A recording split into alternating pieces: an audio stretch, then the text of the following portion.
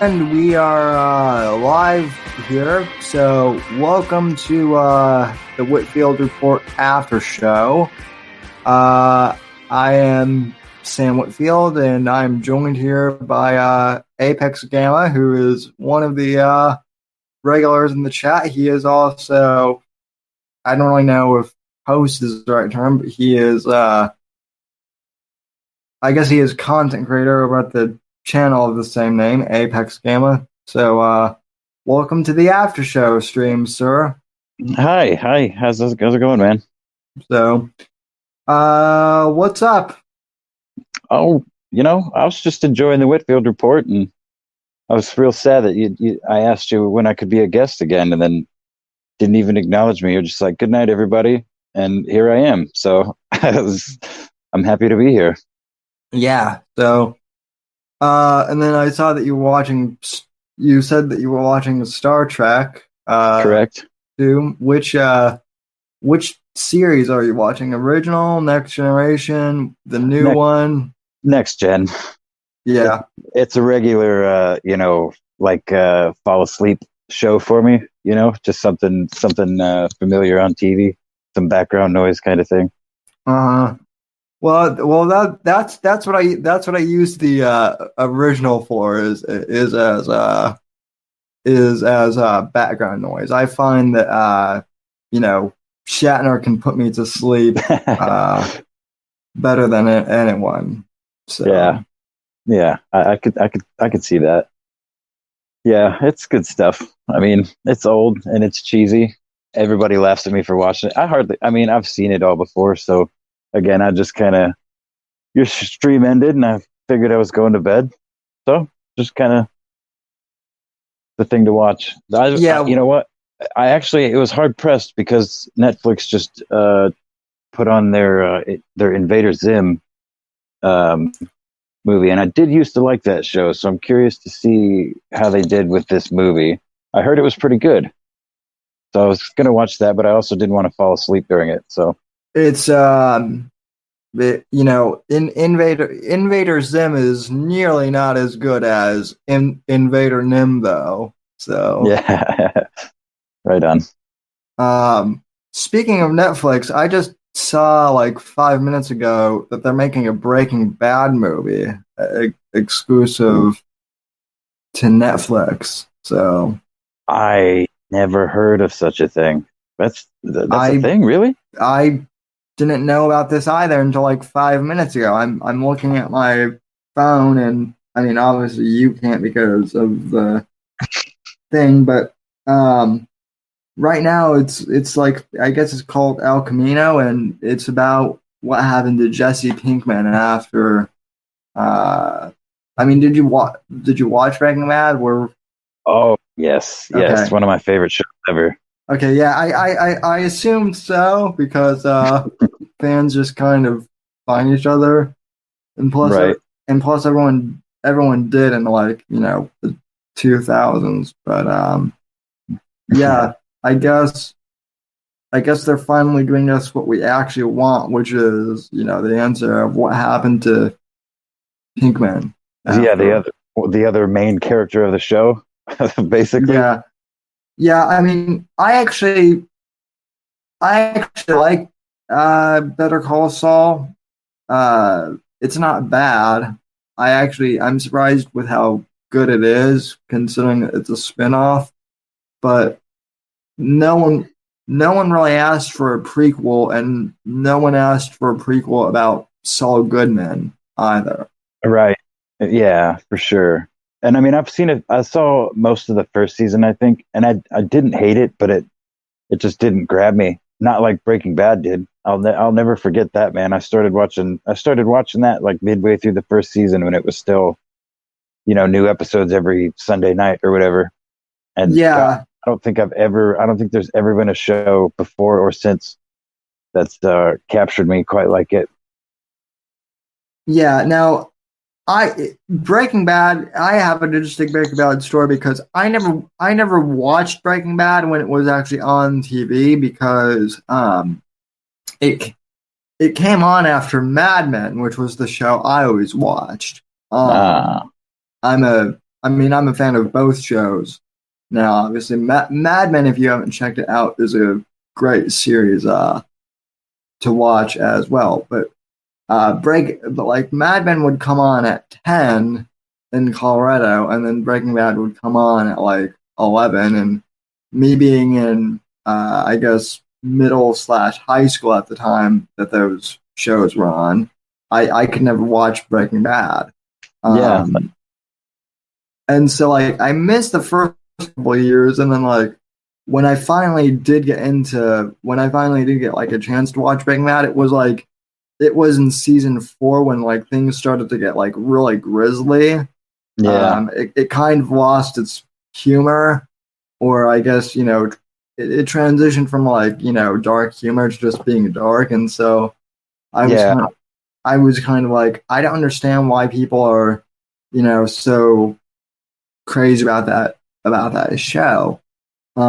And then once I moved to Florida after high school, I pretty much had a gap year, so I had like a lot more free time. So I saw I saw that Breaking Bad was on Netflix, and I'm like, well, I might as well start from the beginning and see what this is all about, and I got hooked. So yeah. Oh yeah.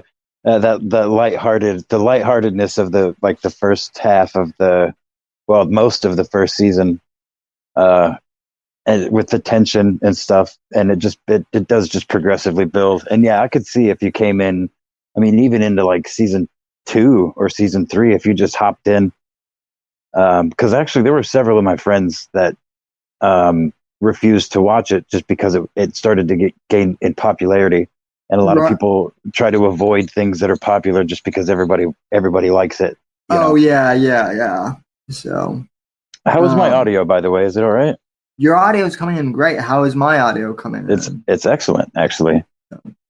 Good. Yeah, that I don't know if anyone is actually viewing this. I think some people are, but currently, like in the control room, it's saying that we have zero viewers. I don't think that's true actually. So I'm gonna like open a Yeah, t- I can't see that. If I leave the screen, I'm afraid it's gonna it's gonna leave the room, and you'll be stranded by yourself. And I don't want to do that. well let's see. Oh, it's saying that's weird. It's saying that the broadcast is unavailable, even though this is public. But I know it is recording, so I just don't know if people on mobile can see it. But either way, that's kind of interesting. So Well, this is an experiment anyway, so if it just turns out you and me shooting the shit, then I'm fine with that too. yeah, this might actually get posted later as video, and it will as audio. But anyway, yeah, Breaking Bad was it reminded me very much of like a Coen Brothers film, to be honest. So, so I don't know Yeah, if yeah, I don't know if you're familiar with like the Coen Brothers, but they're the ones that did like Fargo and right. The Big Lebowski and Oh whatnot. yeah, So I'm a big fan of yeah. Lebowski, and I'm also a big fan of the X Files, where Vince Gilligan got cut his teeth for the most That there Chris Carter. that's right. Yeah, he did get his start on the X Files. So yeah, I started watching the X Files through like season 4, and then I stopped for some reason and never really got back into it. And then I saw that they kind of did like that they've kind of started doing them again a bit. Yeah, So they've done some I don't know what you'd call them, like I don't know, like special seasons or whatever, freaking 10, 15 years later. And just recently I bought the box set for my fiance, because she is a huge fan of the show, and when they took it off Netflix, and it broke her heart, so I went and dropped $120 on the whole fucking shebang, all what 8 seasons, and then they came out with a ninth season a couple years ago, and then I think they came out with one other season. They're short, or shorter seasons. There's only like 5 or 6 episodes, yeah, but they were really good. I haven't seen the new ones yet, but which curiously enough, I actually own the newer seasons because on iTunes they were like offering them for like $10. So I'm like, they didn't offer they didn't offer the whole series, as like individual for discount, but they did offer like the newer season. So I'm like, I'll grab those and like watch them later. Is the X-Files one of those things where like as it progresses you kind of have to know what's going on? Well, that's what I think made the original series so great is there was two kinds of episodes. There was the main plot point episodes that if you watched from the very beginning, it was a running story. And then there was like what they called like the creature feature episodes where you really didn't have to know shit. You could just watch that one episode and never have seen anything and it would be good or entertaining. And, there'd be no real plot threads running through it, which is, I saw a lot of to go back to, Breaking Bad, I saw a lot of X-Files style in the way Vince wrote and directed Breaking Bad. It was, oh yeah, definitely. The way that he would do his cliffhangers and the way he ran his plot threads throughout the show. And to answer your question, yes, if you watched it from the beginning, it's, I still think it's a great story. It's not really complete. Again, I say that not knowing what these newest, most recent seasons have done, but I guess they've done a good job of wrapping it all up. There's some holes that I recall here and there, but it's for a show that ran for 10, 12 plus years. They kept it fresh and and kept. I enjoyed it. Well, for sure.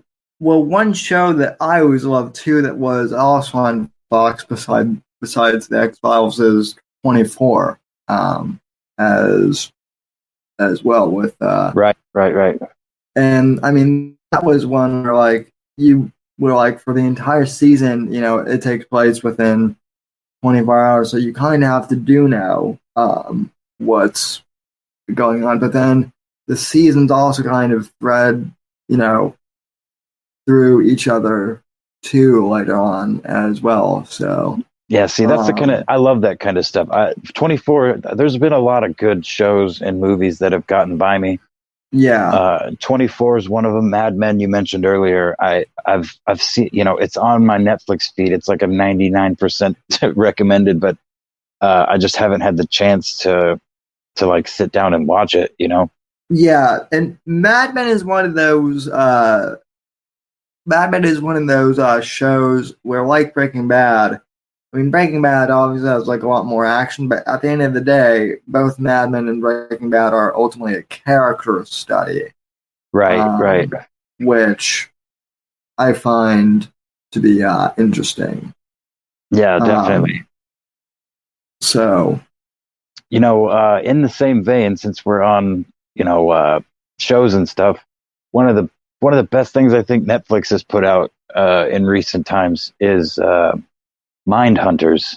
I actually really enjoy that show. I don't know if you've seen or heard it, but it's like I've seen trailers for that, but I don't really know. Is that like a doc? Because I know that they have like a whole bunch of documentaries on like that type of thing. But is it like a docudrama or like a complete fiction thing? Or well, it's I don't know really how to describe it. Basically, it is a drama, obviously, but it feels sort of like a docudrama because there are real characters. It's a show based around the FBI's behavioral studies division in the like 60s and 70s when they first coined the term serial killer, and these in the like 60s and 70s. Oh, there was my voice. But the characters, it's the two main characters, FBI agents, working through the old style of police work and just, discovering what makes just discover, really broadening the behavioral science field and talking to serial killers and bending and breaking rules to learn new things about how these mass murderers worked. Uh, It's they just came out with a second season. I haven't been able to watch it yet, but the first season was really good. I really enjoyed it. yeah, I'm definitely going to check that out because I've seen it. I just haven't really, I mean, I've seen the trailers. I haven't checked it out yet. Yeah, I mean, I, Netflix has some great series, and so does Amazon if you have Amazon Prime. yeah, I So, don't, and I'm kind of bummed because there's I can't think of any off the top of my head, but I know they've got a couple things that are like, man, shit, I would really like to watch that. There's one in uh, particular. Now I can't pull it off the top of my head now. Bosch is really a great series. If you want What's to, that one? so Bosch is based off of a series of books written by Michael Connelly. It's fictional, um, just like it's basically like a police procedural drama, but instead of like instead of like an individual case for like each episode, it kind of uh follows like the same case throughout a season, Oh, and it okay. and actually really goes into the inner city or the politics of police work and kind of behind the scenes stuff. Oh, So okay. so there's like Bosch who's the detective, but then you also see how politics of like a murder case influences like the city of Los Angeles, and it's very interesting.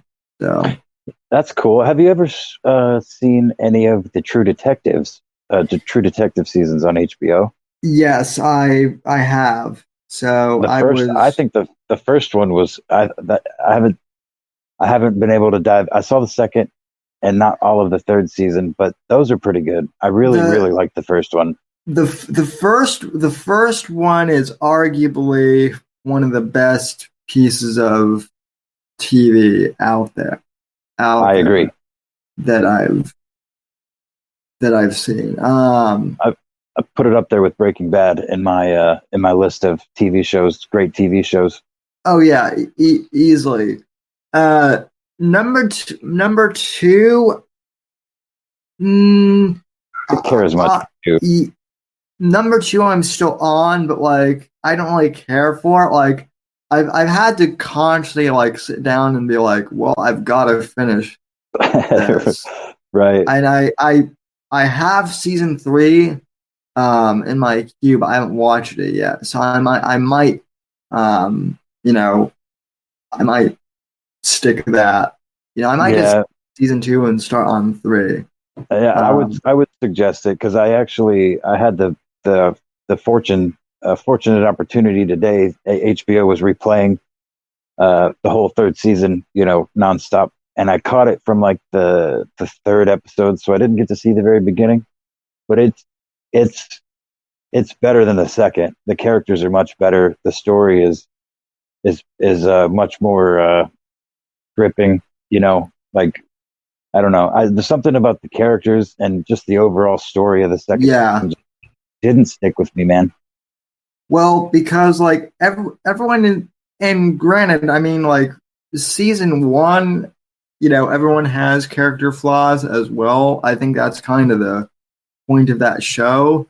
But at least with season one, you kind of felt like empathy for, Cole and the other guy who Woody Harrelson plays. Hmm. Like you at least feel somewhat empathetic. Like season two, like all of the characters are bags, Yeah, pr- exactly. pretty much. Like Yeah, they get back you to know, that empathetic, empathetic characters in yeah, season three for sure. I really do like it because it bounces. It does the whole mm, bounces between 20, 30 years ago and then present day. much like they do in the first season. But yeah, man, Yeah. that's I think that's probably my favorite Matthew McConaughey performance. I'm not a big Matthew McConaughey fan in general, but I think he did I mean, him and Woody Harrelson did a fantastic job in that first season. I'm not a big Matthew McConaughey fan either, or at least I wasn't until I saw True Detective. I'm like, holy crap! Yeah, This guy can act. yeah, no kidding. So, Yeah, I agree. um, uh, Coke go in the chat, which by the way is a great name. Says if you want a good drama, if you want a good like action cop movie, watch Street Kings on Netflix with Keanu Reeves, which I will definitely do that since it has Keanu I've in never it. even heard of that. So I hadn't either, but if it has Keanu Reeves, it has to be somewhat decent. So Hell, Bill and Ted is is is a good one too. Bill, yeah, that's the other thing. We have Bill and Ted 3 coming out. We have Matrix 4 coming out, and we have John Wick 4 coming out, all in the same year, I think. So what was the name of that show? Street Kings? yeah, it's it's like a movie, I guess. So Oh, okay. so Well, yeah. Um so um no, no, Johnny, no feet. We're not gonna be you're not gonna you're not gonna sing any of that. Not on stream anyway. Check the Discord though. So so okay, good. So the chat is working. We are live. That's yeah. good to know. Oh yeah, and I'm hoping that the rest of this thing has been recording. I think it is. But anyway, I have to ask. So what I did see some of your comments in the chat, but what do you think of Mr. Numbskulls? Tucker definitely watches me. Oh my God, man. Well, obviously because Tucker has said the word "the" recently. That was a direct shout out to me because I say the word "the" almost every day in my commentaries about Owen. So not only does he watch Owen, but he watches me watching Owen. So Tucker is omnipresent and all knowing. God damn, that's so stupid. My favorite part was when Vox was asked in his chat recently by one of his, sycophants, what do you think about this? Is Owen delusional or what? And Teddy, I forget exactly what he said, but it's something along the lines of, well, I have a reason to believe that Owen is not delusional, and let's just leave it at that. Well, no, you can't just leave it at that. You have reason to believe Owen's not delusional because if you said so, then you would lose a large subscriber base to your shitty fucking website. But that is just one of many gems out of Retard Bear recently, and he's on to us, I think, because I've he was privating his streams, but now he's just straight, or he was unlisting them, but now he's straight privating them, and even his Papa J Bear, the dude that runs I'm Not Owen Benjamin, he's privating a lot of them too. So they're taking them off of YouTube entirely whenever they're done, which is a new thing. Even even some of his even some of his I wouldn't say that they're bears because some of the people I mean I've got like a lot of fence sitters popping in my chat that are kind of still on the fence about Owen. Yeah. I'm hoping that I'm hoping that they'll eventually see the light. I think that people are definitely starting to about Owen. So Well, that's, somebody commented earlier. They're like, dude, Owen makes like $100,000 a year doing this shit. Just give up, man. You're not going to win. And I'm like, well, that's probably true. I don't imagine that I'll ever win in a fight against Owen, but that's not the point. My point, the reason I do it, as I've said before, and I will continue to say, as long as Owen's making content, is I make it for the lost souls that can still be pulled out of the fire, like Johnny did for me with his clips originally, when I started to question Owen's motives and his behavior and just the way he talked about things. Johnny's clips were instrumental in helping bring me out of that shit. So, I may not win a war, but if I can win even a couple of battles, it's worth it. And plus, it's fun. I enjoy doing it. It doesn't take. I put probably somewhere in the ballpark of 2 to 4 hours a week into making my clips about him, depending on the week. And most of the time I still laugh, not because Owen's funny, but because he's retarded. And, I've got a small subscriber base that's been steadily growing for as long as I've been doing Owen clips. I'm up over 500 now. Yep, same here. Congratulations, by the way. And to you as well. Thanks, man. Yeah. Again, it's entertaining it's like a sort of cathartic thing for all of us ex-Owen fans, people that used to watch him and take him any sort of seriously. It not only provides a little bit of, again, some cathartic relief or, laughs to them, but it also, I mean, I can count on both hands, but there's been a small handful of people that have ended up in my comments over the last couple of months that were like, yeah, dude, ever since the Nick Fuentes thing, or the before that, the calling out fucking military veterans thing, or there's always one thing he crosses a line and people end up on my channel and they're like, these clips are great. He said this about X, and I didn't think it was right, and then all of a sudden your videos popped up in my feed, and it helped push me away from him. Now the only Owen I get is from your channel, which is great. I'm not doing it I'm not trying to get any clout.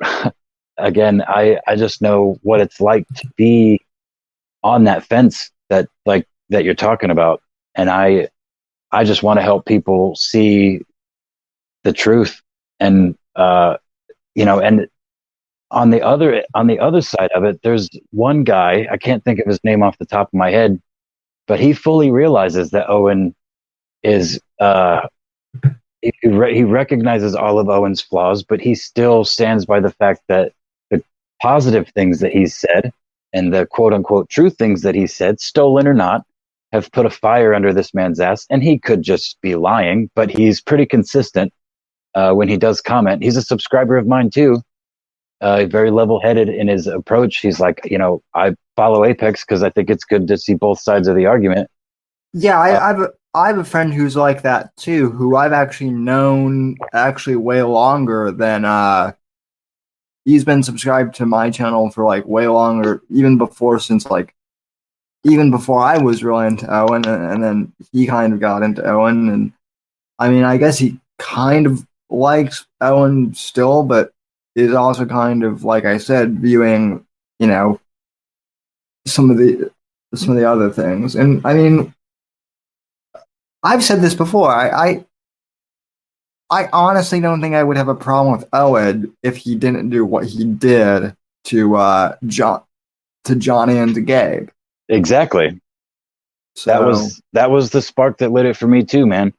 And again, I was on the outside at that time, or rather, I was closer to. I was a regular viewer of Owens at that time, and I watched the whole Nimmer stuff, the whole Gummy stuff, go down as an Owen fan, and I will never ever forget the way he talked about it and the way it made me, as a fairly rational human being, not retarded anyway, human being, how it made me feel and the thoughts that went through my head as a, relatively sane person. And that's why I stand by. I think he's dangerous, and he continuously lies, and it's all, we in this little corner of the internet see right through him. But even going back, before he, wiped his channel, and watching stuff from, right around the Nimmers time, but right before or shortly after, it's all so transparent now. But I see, my main argument is that he is exactly who he warns his audience to look out for. And he does it in a pretty masterful way sometimes. A lot of times it's painful to watch because, again, we see right through it. But for those lost souls, like I mentioned, they're full. His chat is full of them. People that are just looking for a voice. You know what I mean? Yeah. Well, I can just kind of say from experience too. What was painful for me initially, at least, was when it initially happened. When the when the false accusation and when the false accusations initially happened, like my immediate reaction was like, how does everyone not see that? How are people buying this? Like, how are there people who believe that this could even happen? It's laughable. Well, again, that's my point. That's the whole point that I was just trying to ramble about and kind of got lost. Is I was that person. I couldn't believe it, but I also had no reason to think he would lie about something so serious. At that point in time, again, being a regular viewer of his, and I still looked at him as a quote unquote comedian.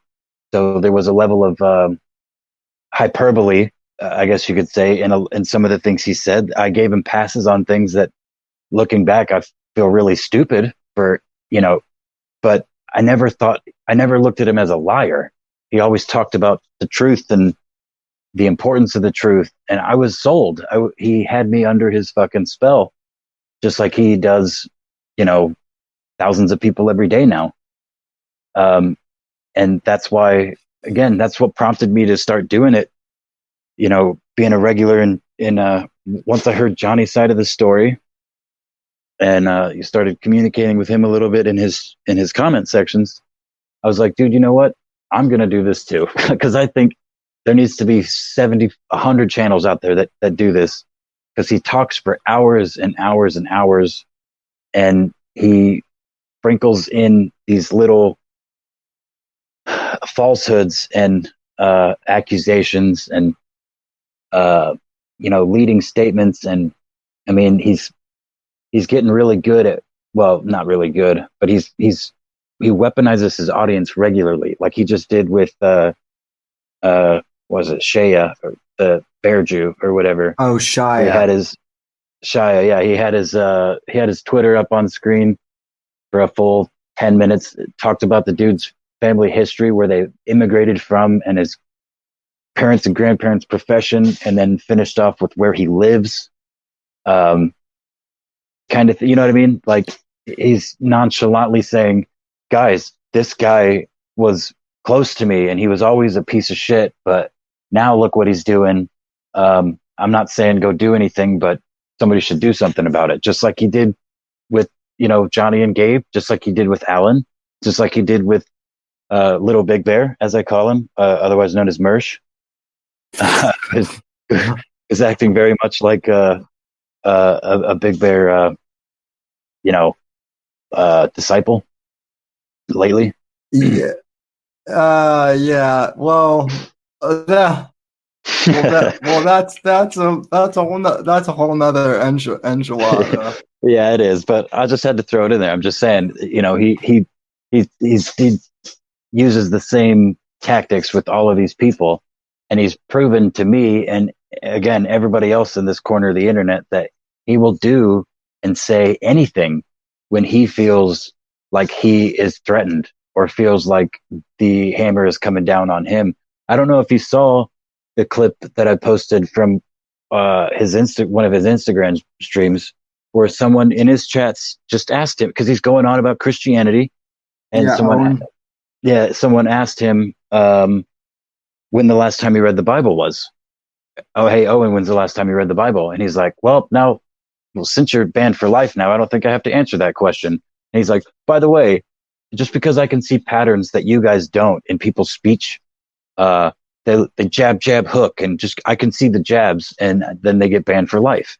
So it's like, yeah, I mean, that's just a perfect example. What do you mean you can see people's speech patterns? It's a chat for one, and it was a 4-word question about something that you proclaim every day to be. So, like, if you haven't read the Bible recently, then that's the only way or if you haven't read the Bible at all, more likely, that's the only way that could be perceived as an attack. So it's, the weirdest one I saw that was also on Instagram, and it was also related to the Bible. It was like from, I don't know, a month ago now, but someone asked him in the chat, like, Owen, I'm curious, what Bible do you have at home? And Owen's answer was the one in my living room. Now, even like atheists know, and even secular people know that there are different versions of the Bible. That there are like different versions of the Bible out there. Yeah. And so when someone asks like what Bible you have in your home, like obviously, they're like referring to, do you have like the King James version, the New English version, the Old Catholic, Testament, or right? Yeah, but for Owen just to go the children's one and then the one in my living room, it's like okay, well clearly you don't know that much on the doctrine, because you don't know that much about Christian doctrine, because you don't even know which version of the Bible you have in your house. Yeah, and I posted another clip recently that I titled "Owen knows the Quran better than he does the Bible," which is another thing that's actually really been bothering me, because there's been this channel, I can't think of the name of it, but it's these two Muslim dudes that are singing Owen's praises. They rewatch his streams, and they are all smiles and laughs, and they love it. They love Owen's Muslim talk recently, and praising the Muslims, and which is, what, Muslims are great, but Islam is bad. I mean, as a doctrine, it's they are incompatible. If someone that claims to be hardline Christian, he praises them for all the wrong reasons. I mean, it sounds to me more like he's like many people have suggested, he's just on the verge of converting to Islam. The fact that Owen is also unironically like wearing the headdress, yeah, too, is interesting. I actually sent that to one of my friends who's Muslim from high school, and he's Middle Eastern, but he's American, and and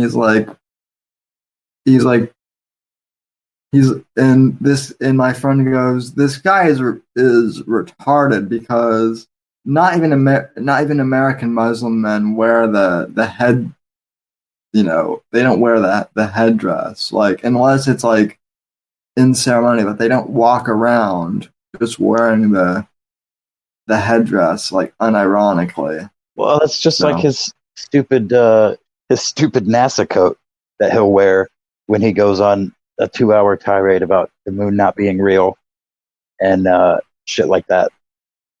I don't know. Owen is not. He's not as dumb as I like to think he is, but he's definitely not nearly as smart as he thinks he is. That much is clear. But yeah, well, he's not dumb, but he's not smart. smart either. Sometimes I think he intentionally acts dumb though too. Yeah, I mean, yeah, he plays it off as I'm a comedian. I'm funny, so I say stupid things because I'm a comedian. Well, with power comes responsibility, right? Well, So but yeah, I mean, and that's like the other excuse is like I can make dumb jokes. I'm a comedian, but yeah, yeah, he wants to be like a serious political commentator too, and it's like you can't do both. exactly. Like even political comedians like have to sound somewhat smart too, and I mean, even though like I don't think you know well, I mean, I hate to say this because I hate Stephen Colbert, but Stephen Colbert is more tolerable than Owen a bit. Yeah, and at least Barely. and someone like, and don't get me wrong, I can't stand him, but at least Bill Maher is consistent in his in his political standings and the things that he advocates for. He's a quote unquote comedian too, but he doesn't he's consistent at least.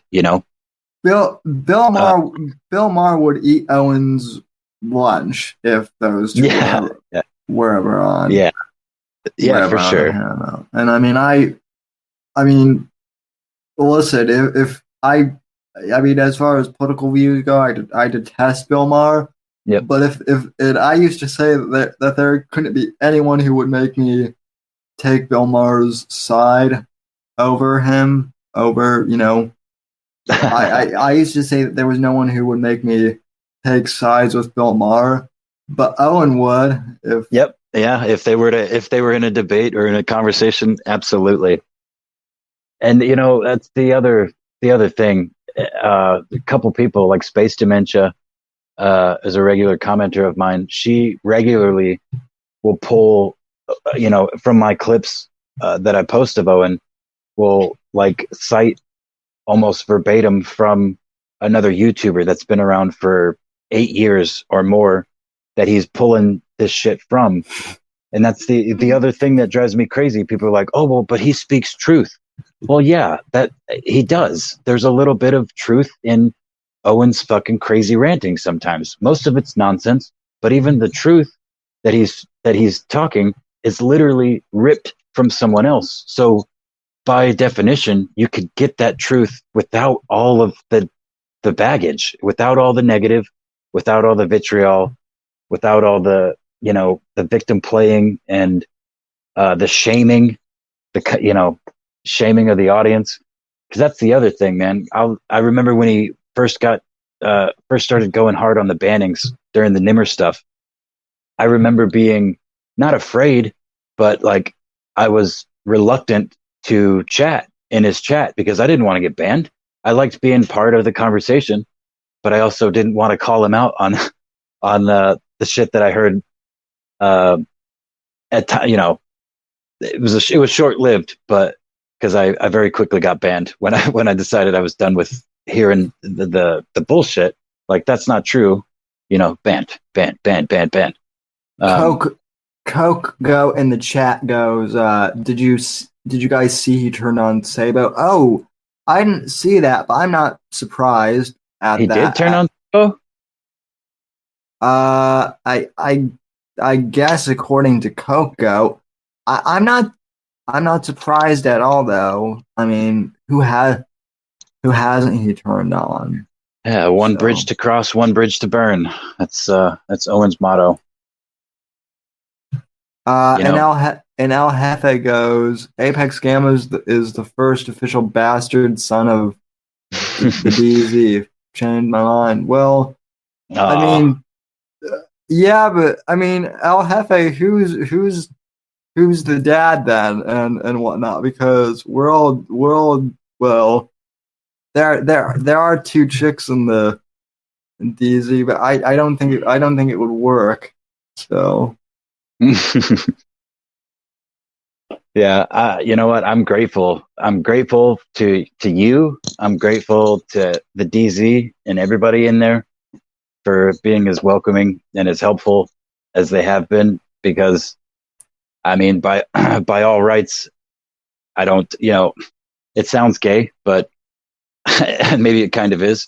But I don't think I des- I don't think I necessarily deserve uh, you guys' attention or appreciation. I just do. I would have done it anyway.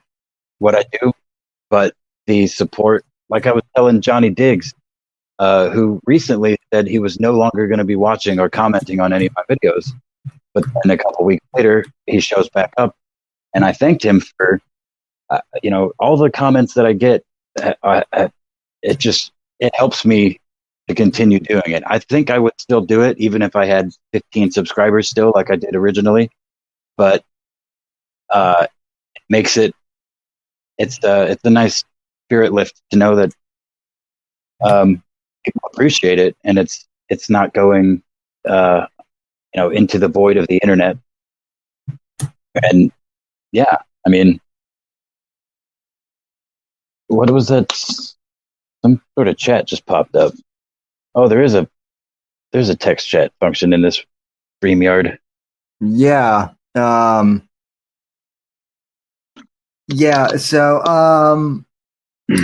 and so, by the way, Apex Gamer says that he wants like a private Patreon, which will be coming soon. But no, the reason why I got back into Owen because of I guess someone in the chat for the last episode was like, "Why are you talking Owen again?" And honestly, at this point, I I'm I've been talking at Owen just because again because honestly the real news of the world has become so depressing that now it's like easier to talk about Owen again. So Yeah, I think you had one of somebody undercover in the chat earlier. I don't think I've ever seen anybody in one of your streams talking so positively about Vox Day and about Owen. Well, I don't remember their name, but I thought it was kind of funny. yeah, I mean I'm a I'm aware that I have Owen fans and watchers, so uh they're welcome to watch me. It just gives me more watch time. Yeah, So absolutely. And maybe we can um convert a few. well, and like plus the other thing is like I've actually over recently I've been talking like a lot more than just like Owen stuff Oh yeah. um too. Uh, So when I found you, you were it was kind of in the height of your Owen talks, and you were having guests on Johnny and whatnot to talk about it. And again, that was right around the time that I discovered Johnny and made the flip, or just really committed to the flip because I was one of those on the fence guys for a long time, but I didn't want to believe that I could be so fucking stupid as to let some dude on the internet lie to my face for months on end and just eat it up like I did. Um, so again, I think that's part of the reason why uh, my channel continues to grow slowly, but fairly steadily because what the catharsis, it's a cathartic sort of relief just to laugh at him and to forget the pain that you ever took the man seriously. what's weird for me is people do things, it seems like these days. One, people either know me for, oh, he's the guy who interviewed Ben Shapiro before Ben Shapiro became like super famous, or I'm one of the guys who has been helping expose Owen Benjamin as a fraud. So Right. it's one of those two things. So Hey, those are honorable and noteworthy achievements, man, in my book. So yeah, well, I mean, let me say this though. I would chatting with Ben was a lot more fun than going than dealing with Owen. Although also Ben talked a million miles an hour. So Yeah, yeah, no kidding. He's good at that. And I'm just like Joe Rogan. I'm not the biggest fan, but I do at least appreciate what he does. For the most part. now about Rogan, I like Rogan. I don't necessarily always agree with what he says, but I like his interview style, and that's mainly why I think a bunch of people always tune into his podcast. Is it's more like a conversation. So, and I like those types of podcasts. So, And he does do better than just about anybody at trying to be non-biased, especially when there's either when he encounters ideas that are counter or controversial to his beliefs. Except for like when he had Crowder on. That was one of the I've never been a big fan of Crowder, but I really that interview with him when they were hounding him about the weed, the whole marijuana debate. Jamie and him were fucking ganging up on him. That was one of the few yeah, times I've ever seen him really lean into his bias. But for the most part, he as much as a human being can, I feel like he conducts his interviews, non-biased for the most part. Crowd Crowder's another interesting one because I was actually Facebook friends with Steven Crowder before what Louder with Crowder became a thing, and I was actually planning on having him on the podcast, and then it never really worked out. And you know, I mean, Crowder's one of those guys I used to kind of like, but I mean, now now he's just kind of become like a caricature of himself. I almost feel like so. Yeah, yeah, I agree. And I there's talk, since we're talking about Crowder. I'm gonna This is totally Johnny's idea that I'm gonna steal, but Owen is supposed to come to Indiana at some point, which is my current state of residence. And if he ends up anywhere within 50 miles of me, I plan to put up a table with a banner in front of it that says Owen Benjamin is a liar. Change my mind. And I'm gonna I'm gonna have some printouts from quotes of his and stuff, and see what kind of trouble I can stir up.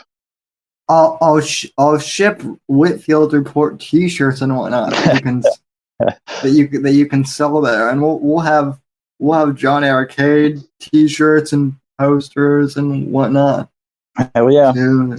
So Well, I only bring it up because I've seen in his chat more than once there's been people mentioning towns that are near me that I know excuse me, that have theaters. And I mean, Indiana is still pretty red for the most part, and there's a lot of yeah, so there's is a lot of Florida. retards. There's a lot of retards out here. I'm not gonna lie, corn-fed idiots. So I could see a lot of bears being in this area.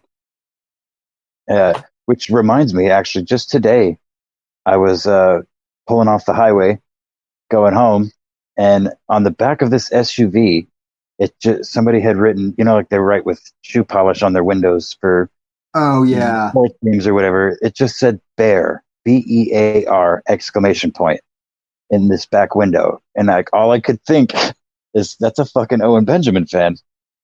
But again, I'm fairly close to Chicago, so there's a lot of Bears fans. It didn't say Bears though; it said Bear. Like, so got the wheels turning. it could have just been it could have just been like a completely random thing too. That's Yeah, that's the other thing about Owen too is like you start to get his stuff like stuck in your head and like I'll even hear like the term like lollipop or something and I'll be like that person must be like an Owen fan or Right. Well, I've seen the term small hat pop up on a lot of the other YouTube channels that I watch in the comment sections that I've never seen. I've never really seen the term small hat used so frequently. Um, so, I mean, his influence, at least on YouTube, is still it's bigger than I'm comfortable with. But again, people are free. I'm fine with people watching and enjoying him. I really am, just as long as they they aren't blind to what he actually is and what he's actually saying. well, I'm okay with them. I'm technically okay with them being blind to what he's saying too, as long as they don't fucking do anything. That's Yeah, what that's what is that's the thing that's troublesome. So I mean that's kind of the same line of logic that I'm taking, because those that are blind to it are the ones that are most likely to you know fall on their sword for him. and I And mean I know that ROTC has been a bit weird lately, but I will say this that they nailed it on the head the other day when they said that Owen is dangerous because he legitimately believes his own stuff because he actually believes like the stuff that he says. So absolutely. What's funny though is, just like I was talking about a few minutes ago, with Owen and his you know backup channels that his bears run, privating his videos. Ever since Johnny Arcade came back, and he did mention this in Discord, but ever since Johnny's been posting videos again, videos are getting privated almost immediately after the streams are done, and ROTC is right back on Owen content. So to be fair, so am I. But I mean, like I yeah, said that's true. earlier, that I mean, I'm honestly glad for it because, like I said, I'm actually I I was getting depressed by the math by like all the mass shooting stuff and whatnot. So Yeah, Owen's a good distraction from all that. So I am happy. I'm very happy to see Johnny Arcade notifications popping up on my phone again. I have to admit. so am I. When I first saw them though, I'm like, oh shoot, is this for real? Yep. Yeah, So he's the godfather of the Owen clips. Johnny says I mean I do make good Owen videos and Does I mean, Johnny, you're being a little modest. I would say that you're like the Gordon Ramsay of Owen video that's right. of Owen videos. You're a Michelin level chef. So now just don't Anthony Bourdain yourself. So so that's the other thing too is didn't didn't Owen like claim to know Anthony Bourdain or was he just like a fan of his or something? Um, I That think that he I think he said he knew him. that I know. whole yeah Go ahead. well I know Rogan says that he's friends with everyone too. He's like and I even have a bit about that like if like Rogan were just to like view my channel which by the way Apex I don't know if you know this but Joe Rogan watches my channel Oh, uh and I know this because I talked about going back to Colorado for a visit, and Rogan was talking about going back to Colorado for oh, dude, for a visit. So that's it. I mean, and he said that undeniable. he said that like two. He said that like 2 days after I said it on my podcast. So Confirmed. Rogan's a Whitfield viewer. Confirmed.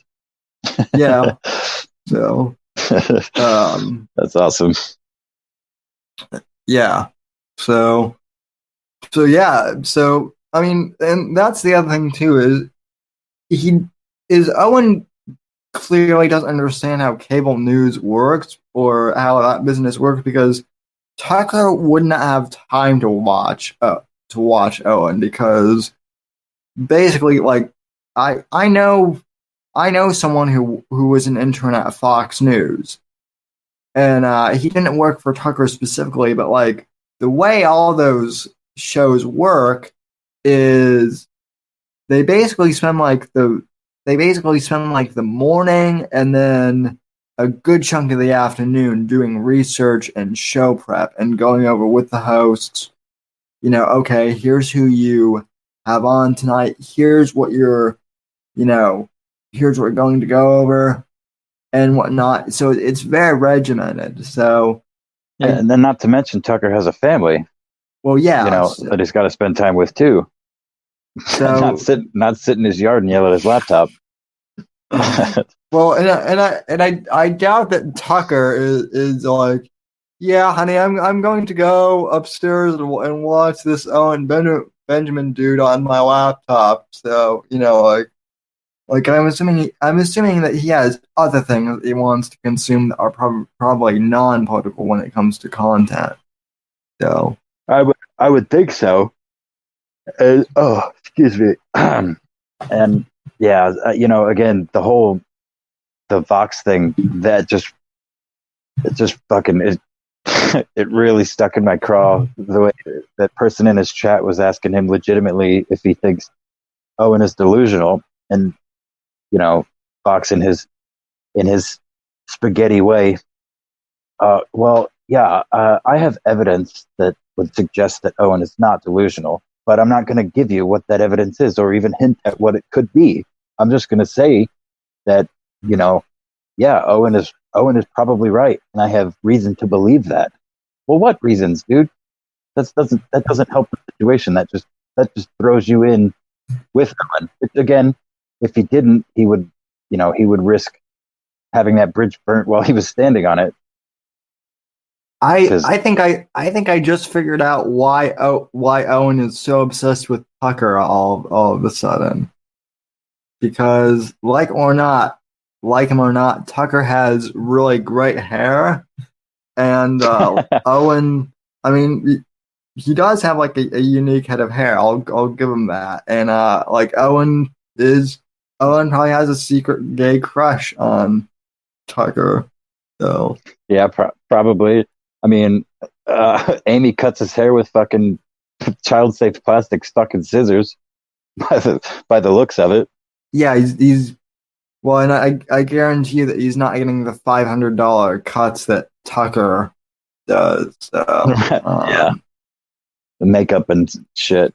I guarantee you also he didn't read Tucker's book either, Ship of Fools, which I did read, and if Owen had read any of that book by Tucker, he would know that Tucker is pretty much opposed to everything that Owen says. Well, to be fair, Sam, Owen can't read, so that's why he has the children's Bible on his coffee table. Well then download the audiobook. Although that requires reading for the login and whatnot too. So they have to spend time not screaming at his laptop, with all that farming he does, and supposedly being an excellent father, taking care of his animals and his garden, which we all know he doesn't do, and spending time with his family. I mean, when could he possibly fit in time for an audiobook? Never. That's when. Yeah. Owen can't read unless it's a picture book. So. Exactly. Right. That's why you couldn't. Go ahead. Yeah. I also saw that Owen was like saying something about porn or something recently, but I didn't catch what it was. Well, he's been on that porn rant for a few months now because, by his own words, he would have multiple screens up with different porns. He was so fucking addicted to, I'm guessing, gay porn, or at least partially gay porn on top of, heterosexual porn, that he would have his laptop, his desktop, and his fucking phone all going at the same time. And it, consumed his life. So now he thinks that getting men off of, young men and men in general, off of porn is like that's his, he thinks that's some sort of mission in life, which, I mean, too much porn, too much of anything is bad, dude. That's goes without saying. If you're Yeah. addicted to porn, you need to stop watching porn. But if you're addicted to fucking drugs, you need to stop doing drugs. It's not always that easy, but I can tell you right now, heroin addicts are not going to stop doing heroin by some dude screaming in his backyard for them to stop doing heroin, I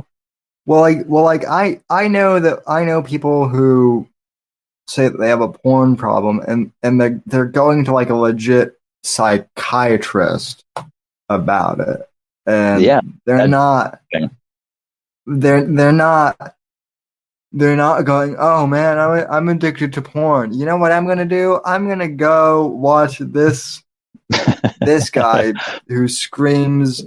I mean, Owen has even admitted that like conspiracy videos are his replacement for porn, pretty exactly, much too.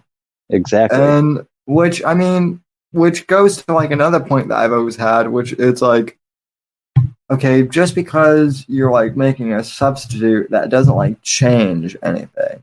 So Yeah, I mean, it's replacing one crutch for another. And admittedly, people that quit smoking and, start eating fucking candy, like, you're replacing one obviously much worse for your health addiction for another addiction that's also not good for your health, but one is clearly not as bad for you as the other.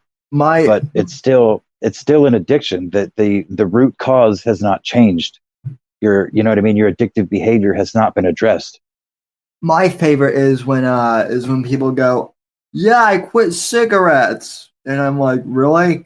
Congrats! They're like, yeah, I'm doing the vape pen now.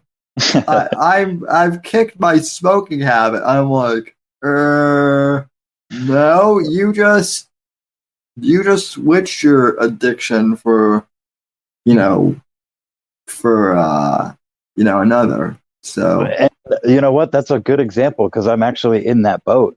I don't smoke cigarettes anymore, but I do still vape. And nicotine, I have an addictive personality, man. I'm a long time recovering addict. I did drugs for most of my childhood, unfortunately. It all started with doctor prescribed medications, but really, that's why I speak with confidence about these issues, and I do so humbly. I realize, again, that's one of the things that bothers me so much about Owen is he acts like he's so high and mighty because he's discovered that, oh, porn was bad, so I'm going to replace it with conspiracies. Well, that's not addressing the problem. You at least identified a problem, and you have shrunk it to, its impact on your life, depending on your measure. Because thinking the moon's not real versus watching 3 screens of porn, I don't know which is worse for objective reality. But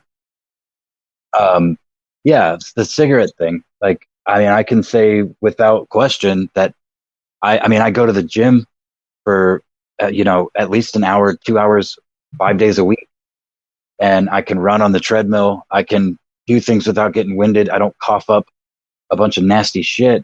I don't try to convince people that it's good for me you know or anything like that. But in the realm of nicotine addiction, it's the it's the best alternative that I've come up with. But it's still a thing. It's still an issue, a hurdle that needs to be overcome.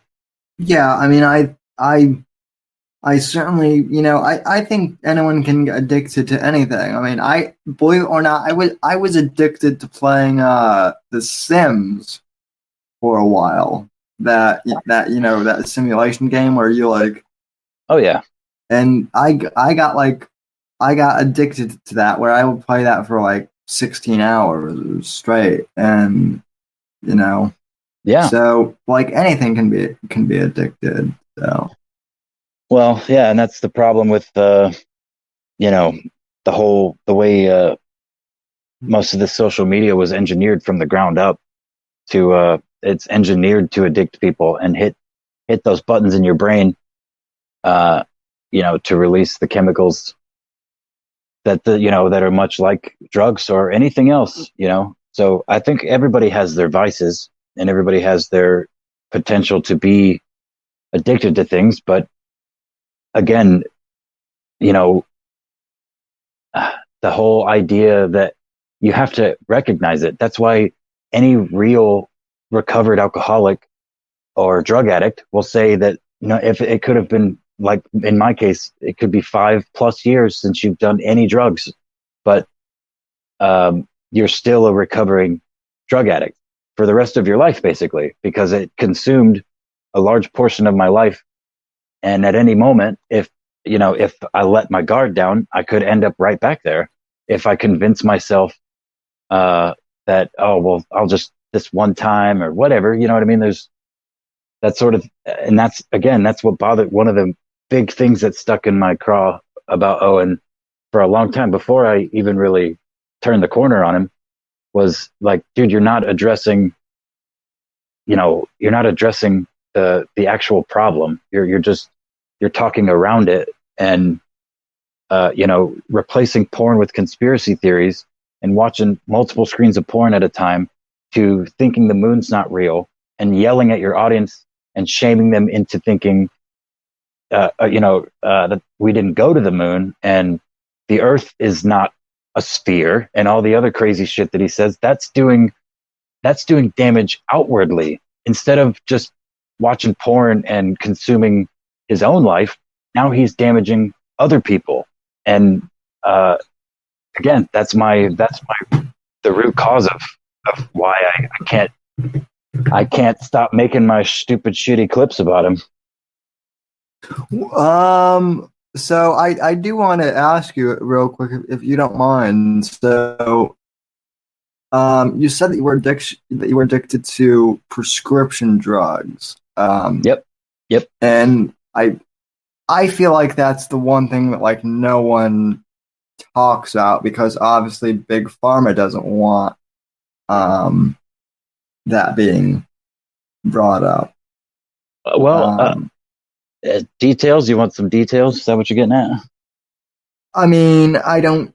You don't have to go into the nitty gritty, but I guess like my question is like, why don't people talk like prescription drug abuse more? Is like my question. Well, So, I don't know. But I think it's I don't know. I mean, from experience, like, okay, I had a cancerous appendix that had to come out before I was 20 years old. And then before oof. that, I had several hernias because I rode skateboards like a maniac when I was in my early teens.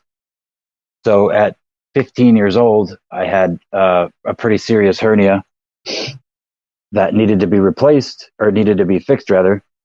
And as a result, was given pain medication, Vicodin. I don't know what milligram, but Yep. it was given to me for a long time, and my parents kept me on it for a long time. I never abused it. I took it like it was prescribed.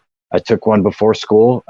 It was at my nurse's office. I would take one at school for like at least a full school year, and then some. I broke my nose, which led to another prescription. And by the time I got my cancerous appendix out, they just kept giving me fucking pills.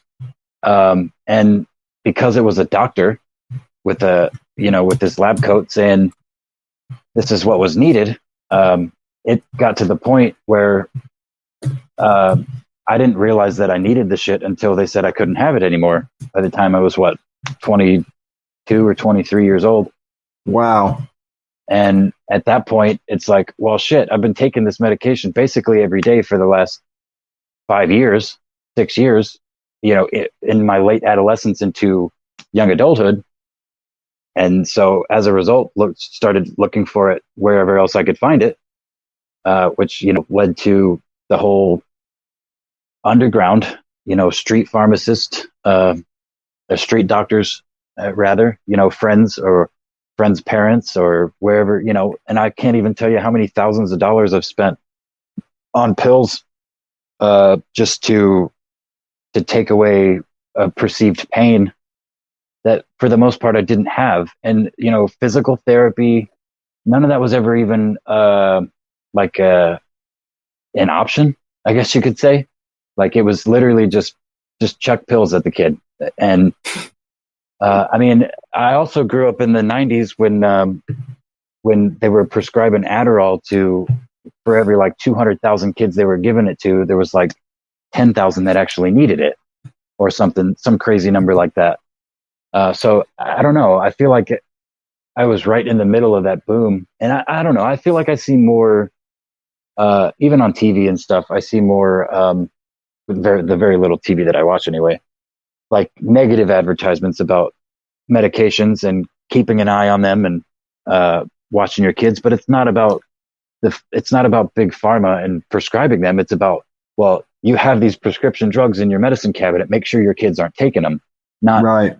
not, watch what you give your kids, because it could fuck them up forever, or at least the foreseeable future. So it's been a long road for me, honestly.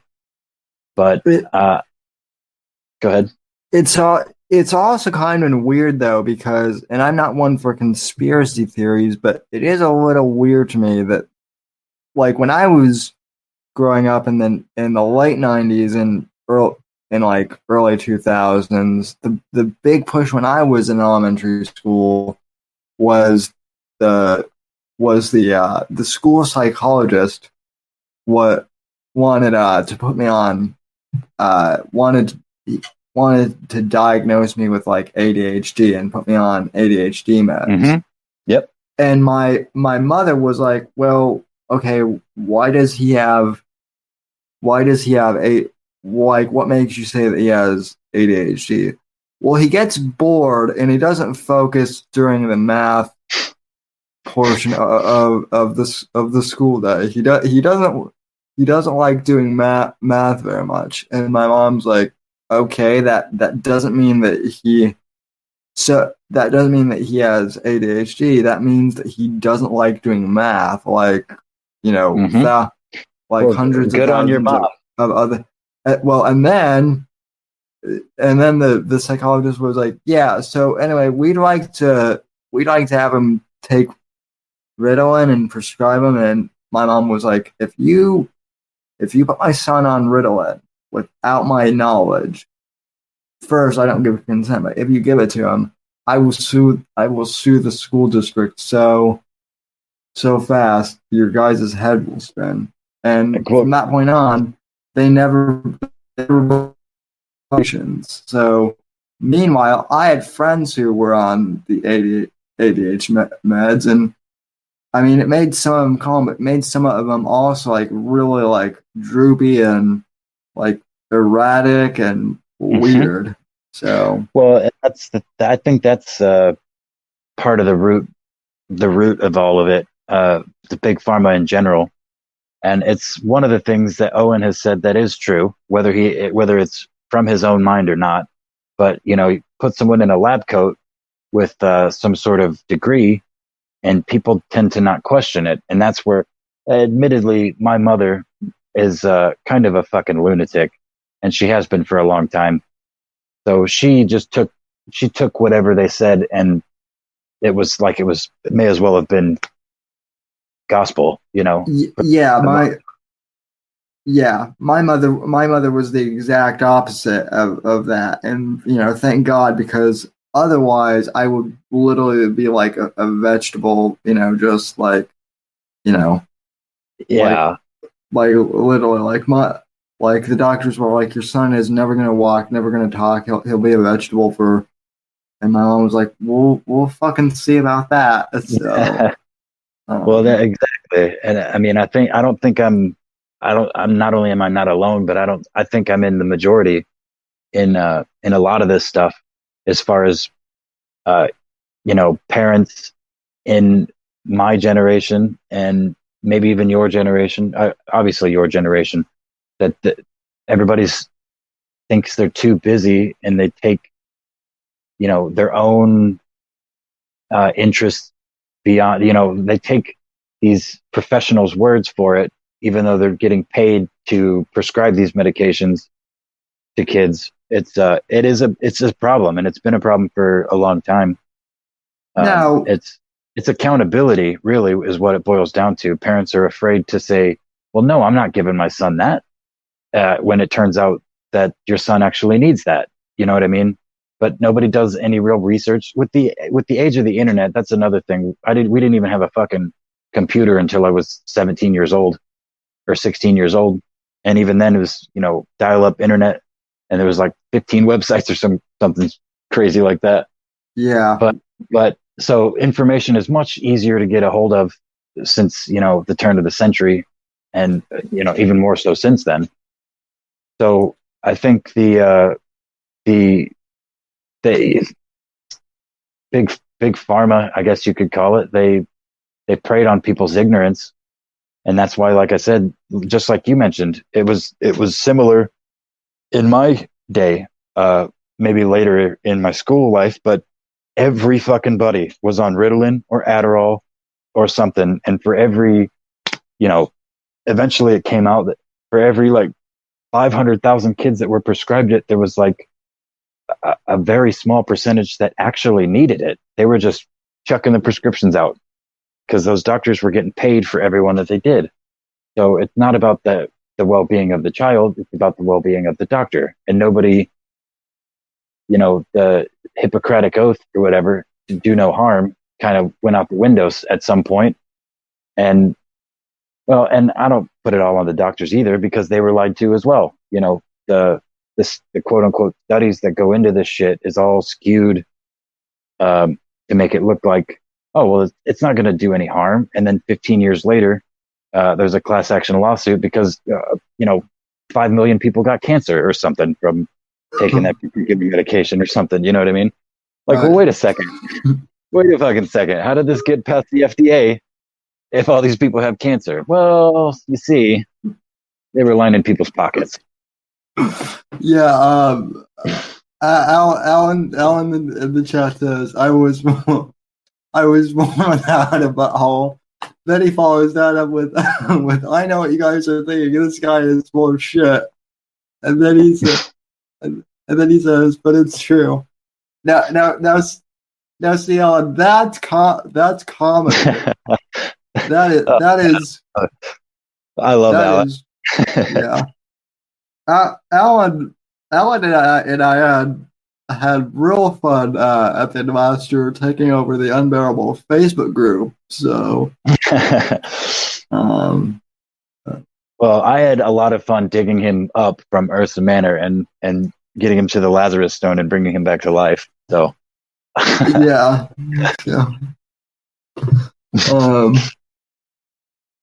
Well, I mean, and also with all that being said about about I don't, I want to put this out there because there may be some idiots watching this too. I don't think we're necessarily bashing all doctors though either.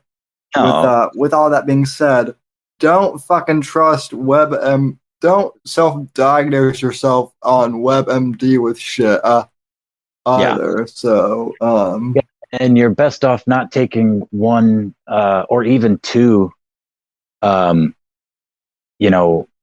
perspectives or diagnosis. Like, if you have the ability to talk to as many doctors as you can about any particular issue, obviously not everybody can do that, but you'd be amazed. I've been amazed in my adult life when one doctor tells me one thing, and I go, "You're like, okay, well, before I do anything, I'm gonna go talk to an oncologist, what is it, a gastrointestinal specialist, before I go and take fucking chemotherapy." for this cancer that's already removed from my system. When, they actually wanted to put me on chemo. It was a cancer in my appendix that was out before they even knew it was in me. And it was a carcinoid tumor, which is like the mildest form, the slowest growing. And the chances of me getting it again are there, but they're basically infinitesimal. So they wanted to pump me full of radiation, and I didn't even have any form of cancer left in me. And if I wouldn't have been a functioning adult, I may have done it. I may have just gotten, taken the bait and got scared and worried about myself. And I was worried about myself, which is why I'm like, I am not going to let you guys just fucking, pump shit into me without talking to some other people. And yeah, the other two opinions that I got, there must be some good shit going on in the chat. I wish I could see it. I can read these to you. Johnny says Apex has AIDS. No. Yep. Well, yeah. In case you haven't noticed, everything comes back to sex jokes with this crew. Oh yeah, so. No, I'm familiar. I've been in the Discord. Yeah. So. Yeah. I had cancer AIDS, but it's gone. I'm clean. I have ex-girlfriend AIDS, but they're gone. So. That's good. That's a dangerous one, man. Yeah. But yeah, I don't think, I think doctors are just like anything else, though. I'd like to think there's more good than bad, but they're also human, and they also do what they do to make money for the most part. Yeah. And, can be lied to just like the rest of us can be, the way I look at life, we're all flawed. Every single one of us. That's what, and I guess at the end of the day, that's what bothers me about Owen is he acts like he's fucking omnipotent, and so does his fan base, I guess. That's a great way to summarize what I've been trying to say is about all of it is like, okay, you admitted you had an addiction, but now you think because you changed that addiction from one thing to another, you're somehow better than everybody else. And that's not true. Like, you have to admit and accept your faults because, as you just said, we all have them and they're not all the same. I think a lot of us are similar. We have a lot of similar flaws as humans, especially in this day and age with the advent of the internet and stuff and the way we all communicate. Oh God. Evil Eric, that's not very nice. That's not very nice. What happened? Evil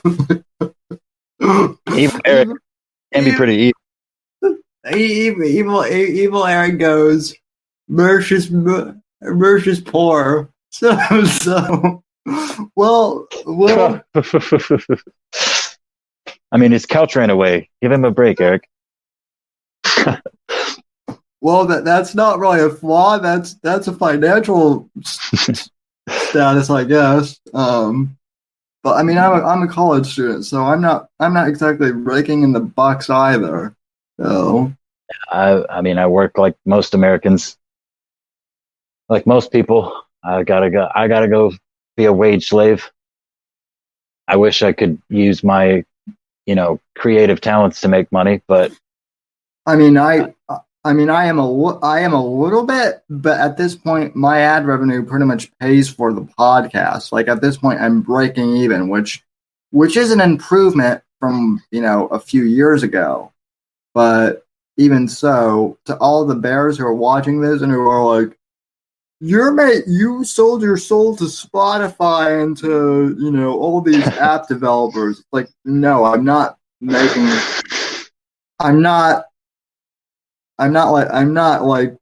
fucking Bill Gates over here like you think I am. I'm not I'm not rolling in dough because of all this podcast money yet. Eventually, I'm hoping to make 6 grand per podcast, like Owen did. That that that was that was. I mean, the fact that Owen was complaining, "Oh, I was only making 6 grand a podcast." That's good. That's great fucking money if you can get it. So, or bitching about Steven Crowder paying him fucking what was it, 30 or $40 an hour to write jokes for him. Oh, good yeah, God, man. You poor sad son of a bitch. yeah, for just 3 hours too. It's like shit. I would be writing jokes from for 12 hours for that money. Right. Yeah, I would be a full-time employee if you paid me that. Yeah. But Um. I mean, again, it's I feel like part of me thinks, going back to what we were talking about, doctors and big pharma and stuff. I do feel like there part of it was calculated on some level, not me specifically, but like as a generational thing, because I have, you know, I have a lot of talents that have literally almost gone to waste, because most of my developmental years were spent either on drugs or in pursuit of drugs, because doctors gave them to me in the first place. You know what I mean? When I didn't Yeah. really need them. I didn't really need them most of the time. I mean, admittedly, breaking my nose and I hyperextended and broke my kneecap was one of the other things I forgot to mention in between there. Ooh. Yeah, my kneecap. Ended up with a piece of bone in between my knee, like the floating part of my kneecap and the inside of it. So yeah, I mean, I was in pain and stuff, but again, no other avenues were ever uh, even explored. It's just take these drugs, and it helped. They did help, but they also led me to the dark side for quite a long time. I mean, and I'm not so old that I can't recapture some of those things. I still play guitar and I still try to draw and paint That and all that good stuff. But that's good. You're doing one thing that I'm not, which is playing guitar. So I uh, well, I I do sketch a bit on my iPad, but that's about it. So yeah, I mean, I've got a lot of raw talent that was God given. That is, it actually pains me. It's one of the things that really gets me depressed at this point in my life, because I should be doing something that I love. That I mean, even sports, I could have been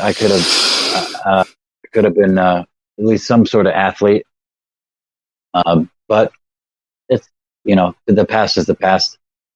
But then my whole point is there are times when the conspiracy part of my brain is like, man, like, was this done to me and other kids on purpose, or was it just the way that it all crumbled and people's pursuit of endless profit? You know, could have been both. could yeah, So I mean, part of me, part of me gets bummed out that I spent so many of my years as a teenager focusing on this show, and I should have probably been chasing girls. But at the same time, I mean, I'm also kind of glad because I would have probably gone to like, I would have probably gone to, I would have probably got in trouble with the cops a few times. So well, that's the difference, though, man. See, like, you went the opposite direction. You've been pursuing something that you love for all those years of your childhood, or your youth rather. yeah, And like you said, you could have ended up in jail or in trouble, like I was, several times. And I don't know exactly. I know you're younger than me, but I don't know exactly how old you are. But you, I'm 24 going on 45. So right? Yeah. So I've got about 10 years on you. So you've still got time. I mean, in when you're my age, if you continue doing the things that you're doing and pursuing the things that drive you, Hopefully, I mean, I see an upward trajectory. Yeah. I mean, I still plan on, I still plan on doing this podcast. That is the nice thing is when I started doing podcasting, and I actually was on a pod on someone else's podcast talking about this, and when I started this, no one knew what podcasting was, and then like just 2 years ago, someone who I went to high school with called me and was like, "Hey man, are you still doing that podcast thing?" So, I mean, it definitely worked out. So, Yeah, and you don't have to get rich doing what you love. It's as long as you're doing what you love.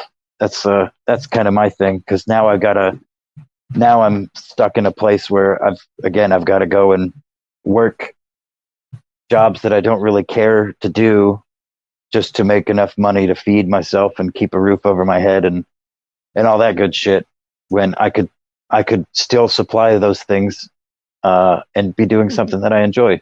And it's not like I can't in the future still. But you'll make it, I think. Though. I hope so. I mean, it's all about driving forward, man. Again, as a result of my past transgressions, I've spent a significant portion of my younger days feeling sorry for myself, which is another thing that I feel too many people are concerned about, themselves, and that's that sort of thing. Everybody feeling bad for themselves and not feeling bad for each other, and doing for each other, kind of thing. That's kind of that's been another change of focus for me. I like to focus on other people instead of myself as much as I can, anyway. Yeah, I now see, maybe it's just, and I don't know really how to explain this, but I've never felt really sorry for myself just because I'm not wired that way. But I mean, yeah. I think it's worked for me too, because I think if I did feel sorry for myself, I wouldn't nearly be as able-bodied, quite literally, if I did. Yeah. So yeah, that's one of the things I love about you, man. Well, I mean, and people always say about that. People always say to me like, "Wow, you're such an inspiration for for having a disability and still living your life." And I mean, I appreciate that, but going back, I mean, I'm flawed too. I still have, I'm not perfect, so. Well, of course not. But again, there's people like me who have had all the opportunities in the world, and for the most part have been able-bodied. And like I just said, I have spent a significant portion of my developmental years feeling sorry for myself. And I think that's what those people mean. Those people probably have, spent a lot of time feeling sorry for themselves, and they see you, and you have not. And that's the kind of inspiration that I think they mean. At least that's my interpretation. Well, I mean, sometimes I feel sorry for myself, but then I'm like, oh, get over it. So, Yeah, I think it's a natural thing. But well, we've covered the gambit, man. Big Pharma, Owen, fucking TV shows and movies, and the flaws of humanity too. So, absolutely. And Melissa goes, "We know you're not perfect, Sam. You're still wearing a shirt." So, well, we know what Melissa wants. So, well, you got to make the people happy, Sammy. So, RJ's what Veronica says. Show perfect nipples. So, well, at least I don't have to worry about my couch running away. Or your eye, for that matter. that Philip Wave channel is fucking hilarious. It's quickly becoming one of my favorite things on YouTube. Yeah. Shout out to Philip Wave Radio. Yeah, Even he's awesome, dude. even if you're a fan of ROTC, those are funny. Shout out too to Andy's random edits. Oh yeah, So yeah, definitely. Andy's random edits is why people think I'm the new Night Daddy. So We are the new Night Daddy, Sammy. so At least in my book, my family tree. well thank you. I'm not the Night Daddy, but I'm the daddy of the night. There is a little there is a I'll little take, bit of a difference. I'll take So that. I'll take that. I mean, Night Daddy comes out when the shirt comes off. so yeah, well, I don't I don't know if anyone wants to see that from the Night Daddy. So, but Oh, I wish I could see the chat right now because I got to know that they're saying that quite the opposite. so um yeah, well, I mean, yeah, well, in Fate of Kings has gotten into calling me the new Night Daddy as well a bit. So, Fade King and Future Nobody. Just fucking. I want to shout them out real quick because if it weren't for them, I wouldn't have my. Hey, just get down from there. Ooh, shit. Sorry. I Um, I wanted, yeah. Oh and yeah, Nobody actually made me he made Johnny actually he made Alan's too little sketched up a little cartoon avatar yeah. just out of nowhere. Fate of Kings really surprised me with that one because I knew he made Johnny's little Mario coin ding intro, which I always loved, but I'm not one to ask for help really or like ask for favors, and he just randomly one day fucking DM'd me on Twitter, "Hey man, I made this for you." Like, whoa, that is the coolest fucking thing ever. So yeah, Fate of Uh, Kings. Fate of Kings is the man, and so is Evil Eric. Evil Eric's Oh done like amazing graphics for me. yeah, So let's check out it. I always check out his art when he posts it. so As an artist myself, I definitely I've never done a whole lot of digital art, unfortunately. I've never had the means. I mean, the same reason I can't really do proper edits of my clips. It's all done on my phone because I don't even have the computer that I have is garbage. So you know, I don't have the means. Never had the means to do any of that shit. well, I mean, Eric's kind of version of my logo is better than Rogan's actual logo. I think so. Oh, Would you? Eric did your logo? Yeah. So Oh, that's awesome. That is awesome. yeah, because I'm like, hey, can you make kind of like a semi Rogan, but not have it be Rogan? So it's it's it's great. Shout out Uh, to Evil Eric. so I'm hoping that maybe Future Nobody will make me another JRE style logo. Future, but yeah. So Yeah, that's awesome.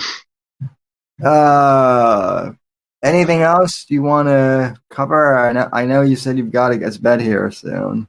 Yeah, I've got a cheer. I got a fucking game I've got to get to ass early in the morning. Wait, Um, you didn't tell me you tell me that you were a male cheerleader. So you're gay? Is that what you're no, saying? no, I have a 7-year old girl here that is a cheerleader though, and Oh, as a as a result, I get to play cheer daddy. okay. Yeah, gotcha. I like that line of logic there though. Oh no, just the way you set it up, you're like, I've got a cheer thing to get to, and I'm like, oh, okay. Yeah. So, but No, I mean I think I really appreciate you having me on, man. It's always nice talking to you. Oh, no problem. Well, I'm glad to have you on one after all this time. Yeah, for sure. And I'd love to do it again, man. Absolutely. You're welcome on anytime. So, All right. and, Well, and thanks to everyone who tuned in to watch this with us once it got yeah. going. Thanks, So, Chad. I wish I could see and you know, communicate with you directly, but I can't see the chat with this new system here. But I'm glad it works at least. That's a plus. yeah, I think if you do on mobile, I think if you do on the desktop version, like on a computer, you can see the chat, but I don't. So Yeah, I've been afraid. You know what? Actually, since we're at the end here, I'm actually going to try this. If I fall out, then good night, sir, and thank you again for having me. But can you still hear me? yeah, I can still hear you. Oh, okay. Well, then I guess damn it. Oh, yeah, good. I can see the chat too. All right. What? Well, now I know. Okay. Well, yeah. Well, Johnny keeps saying my name, so but I well, I will I will talk to you in the Discord. So, Yeah, man. Yeah, have a great night. all right, you too, Yeah, and thanks. I see you, Johnny. And thanks to everyone who came out and watched us too. So good night, everyone. All right, later, man.